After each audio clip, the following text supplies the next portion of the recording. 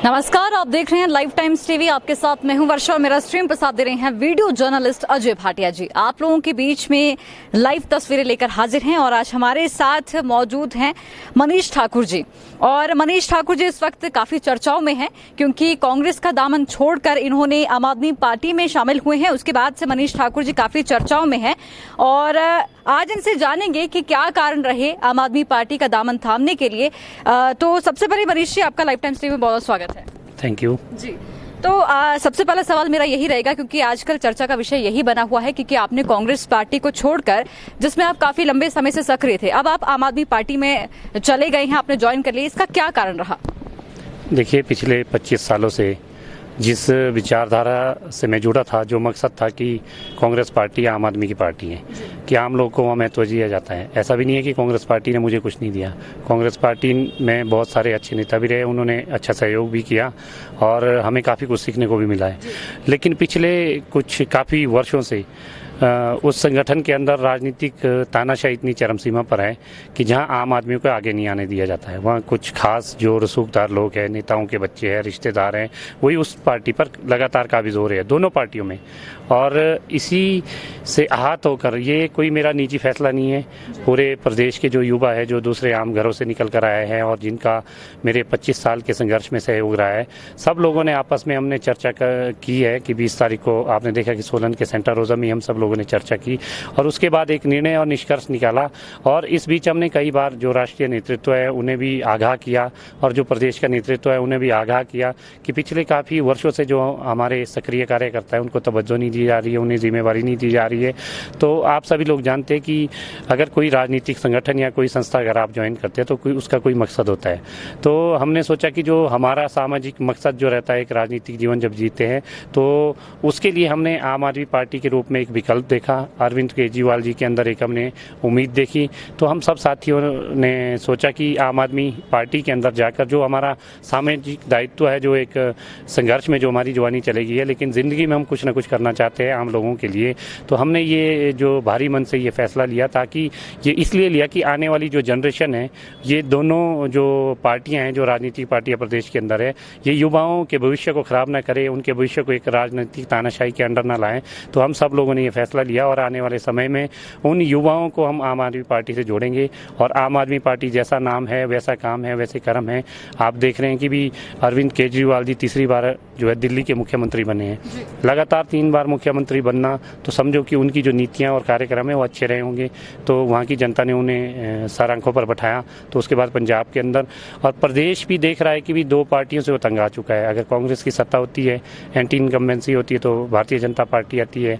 आज भारतीय जनता पार्टी के खिलाफ एंटी इनकम्बेंसी है, तो लोग भाजपा से भी दुखी है और कांग्रेस को वोट देना नहीं चाह रहे। तो एक विकल्प के तौर पर आम आदमी पार्टी की ओर लगातार डेली आप देख रहे हैं कि सदस्यता भी बढ़ते जा रही है, युवा भी जा रहा है।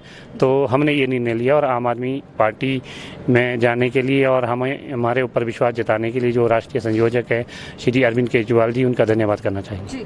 तो मनीष जी, सवाल एक ये भी रहेगा आपसे, क्योंकि जिस तरह से आपने कहा कि राजनीति हो रही है, जिस तरह से पहले आपने कांग्रेस ज्वाइन की थी, अब वैसी चीजें नहीं रही हैं। क्या कांग्रेस में बड़ा पद ना मिल पाना और आम आदमी पार्टी का हिमाचल में अभी सक्रिय होना, क्या आप ये कारण भी है कि आम आदमी पार्टी में एक अच्छा पद मिल सकता है और कांग्रेस में अभी तक 25 वर्षों में जो नहीं मिला, वो कांग्रेस पार्टी अब आपको आम आदमी पार्टी में मिलेगा? नहीं, देखिए, पद की बात नहीं है। पद तो मैं यूथ कांग्रेस का प्रदेश का अध्यक्ष था और पूरी ताकत के साथ हमने युवा कांग्रेस को प्रदेश में चलाया और नए नए हज़ारों लोगों को उसमें जोड़ा। और उस समय भी भारतीय जनता पार्टी की जो वर्तमान सरकार है, पूरे प्रदेश के अंदर हमारे नौजवानों के ऊपर 52 मुकदमे हुए और 26 मुकदमे में मैं अकेले रहा। और मैंने खुद रिज़ाइन दिया, प्रदेश अध्यक्ष का पद था, मैंने खुद रिज़ाइन दिया, मेरे से किसी ने रिज़ाइन नहीं मांगा। और पद मिलना ना मिलना ऐसा नहीं है, लेकिन जो एक मकसद एक संगठन के अंदर होना चाहिए, जिसके लिए हमने संघर्ष किया, वो कहीं ना कहीं वहाँ पर उसकी अनदेखी की जा रही थी। वो जो संघर्ष जिसको हम लगातार आगे बढ़ाना चाह रहे थे, तो वो कहीं ना कहीं वहाँ नहीं हो पा रहा था। और यहाँ हम कोई आम आदमी पार्टी में कोई पद लेने के लिए नहीं आए हैं। ऐसा नहीं कि हम चुनाव लड़ने के लिए आम आदमी पार्टी के लिए आया। हमारा जो एक सुंदर जीवन अगर भगवान ने दिया है, 60-70 साल की उम्र होती है, लगभग अब 42 साल होगी। 25 साल जो जवानी के हमने दिए, हम चाहते हैं कि ज़िंदगी में कुछ ऐसा करके जाए जो आने वाली पीढ़ियाँ भी याद रखे कि नहीं, हमारे जो माता पिता थे या जो हमारे से पहले जनरेशन थी उन्होंने कुछ किया, तो वो भी याद रखे। तो एक मकसद के लिए हम आए, और जो संघर्ष है वो कभी ख़त्म नहीं होता है। 25 साल का संघर्ष अगर वहाँ रहा तो यहाँ पर 25 साल, 1 दिन, 2 दिन, 3 दिन, 26 साल भी हो सकता है। तो वो संघर्ष हम लगातार करते रहेंगे। वो संघर्ष है हिमाचल प्रदेश के उन युवाओं को जिनको आगे नहीं आने दिया जाता है, जिनको सिर्फ इस्तेमाल किया जाता है नारे लगाने के लिए, पोस्टर लगाने के लिए, सिर्फ वोट देने के लिए। आज व्यवस्था परिवर्तन की बात है। व्यवस्था परिवर्तन कब होगा? जब दोनों राजनीतिक पार्टियों की जो ये राजनीतिक तानाशाही है इसको खत्म किया जाएगा। अच्छे लोग जब जुड़ेंगे, आप देख रहे हैं कि बहुत सारे ऐसे साथी है, जिला परिषद के सदस्य है, बीडीसी के सदस्य है, पंचायतों के प्रधान है, नौजवान साथी है। अरविंद केजरीवाल जी ने मुझे एक बात कही कि आप प्रदेश के अंदर ज़्यादा से ज़्यादा जो गैर राजनीतिक परिवार के सदस्य हैं उनको जोड़ो, उन युवाओं को आगे लेकर आओ। यहाँ पद का कोई मायने नहीं है, और आम आदमी पार्टी ऐसा लगता है कि हम सबकी पार्टी है जी। तो मनीष जी, कांग्रेस और बीजेपी हिमाचल प्रदेश में हमेशा ही दो पार्टियां रही हैं जिनमें हमेशा कांटे की टक्कर रही है। अब तीसरा विकल्प है, और हिमाचल प्रदेश में कभी तीसरा विकल्प नहीं देखा गया है, और देखा भी गया है तो कुछ समय के लिए। तो क्या आपको लगता है कि आम आदमी पार्टी हिमाचल प्रदेश में दो पार्टियों के बीच में सफल हो पाएगी? जी देखिए, जैसा मैंने पहले कहा कि दोनों पार्टियों से लोग तंग आ चुके हैं। विकल्प तो नेचुरल सी बात है, जब आप खुद चर्चा कर रहे हैं, कर्मचारी चर्चा कर रहे हैं, युवा चर्चा कर रहे हैं, आज चर्चा का विषय है। हालांकि अभी तक ऑफिशियली डिक्लेरेशन नहीं हुई है प्रदेश के अंदर के भी चुनाव आने वाले समय में। चुनाव का ऐलान तो कर दिया कि 68 सीटों पर लड़ेंगे, लेकिन 6 अप्रैल को जो राष्ट्रीय कन्वीनर है अरविंद केजरीवाल जी और पंजाब के मुख्यमंत्री भगवंत मान जी, वो मंडी के अंदर आ रहे हैं।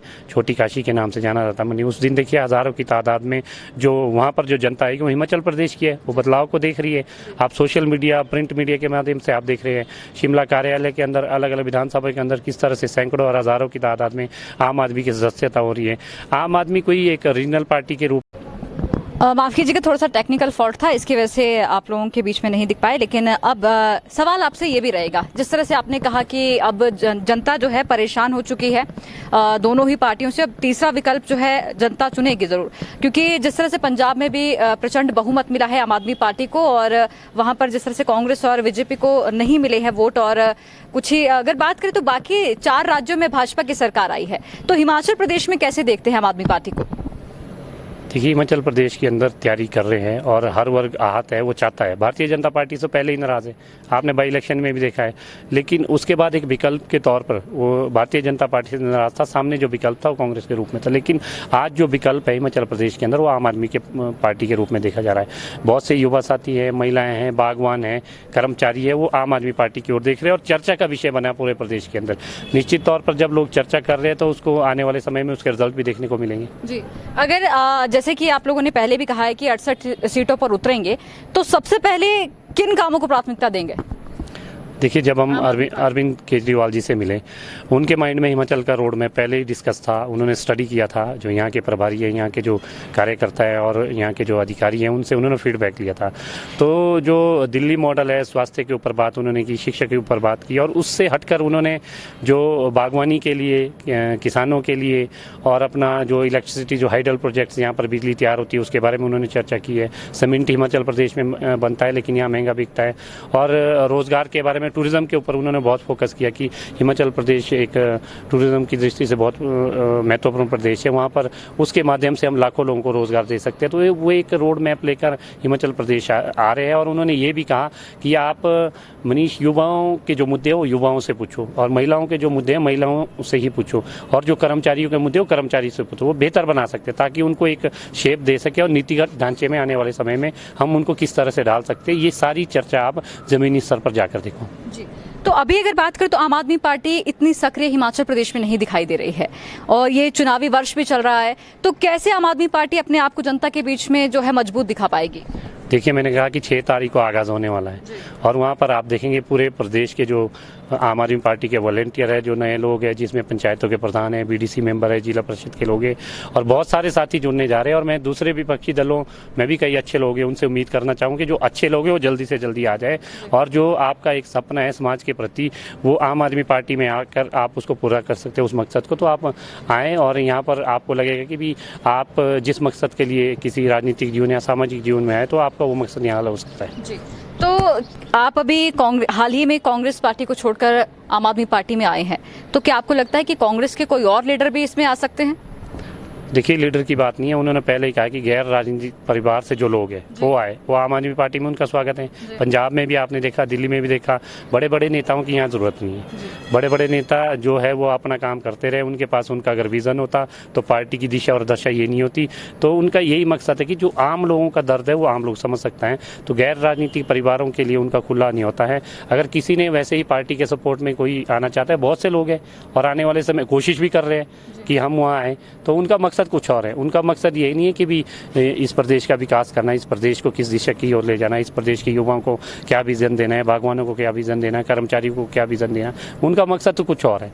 तो ऐसे लोगों की यहाँ जरूरत नहीं है। और अच्छे लोग हैं, दूसरे बहुत अच्छे लोग हैं, उनकी जरूरत है। उनसे हम निवेदन करना चाहेंगे वो आए और ज़्यादा से ज़्यादा मात्रा में आम आदमी पार्टी के सदस्य बने। जी, तो अभी अगर बात करें मनीष जी, तो जिस तरह से आप लोगों ने अभी पार्टी छोड़ी है, आपके साथ कई कार्यकर्ता हैं जिन्होंने कांग्रेस को छोड़ा है, तो आम आदमी पार्टी में आए हैं। कांग्रेस ने जहां दावा किया है कि जिस तरह से उपचुनावों में हमने भाजपा को हराया है, या फिर जितने 4-0 से जो हार हुई है उनकी, तो इसके बाद कांग्रेस कहती है कि आने वाले विधानसभा चुनावों में सरकार हमारी बनेगी। कैसा लगता है आपको उसे? देखिए, ये उस समय की स्थितियां कुछ और थी। 2 पार्टी सिस्टम प्रदेश में रहता है कि अगर भाजपा से तंगे तो कांग्रेस में जाएंगे, कांग्रेस से तंगे तो बीजेपी में जाएंगे।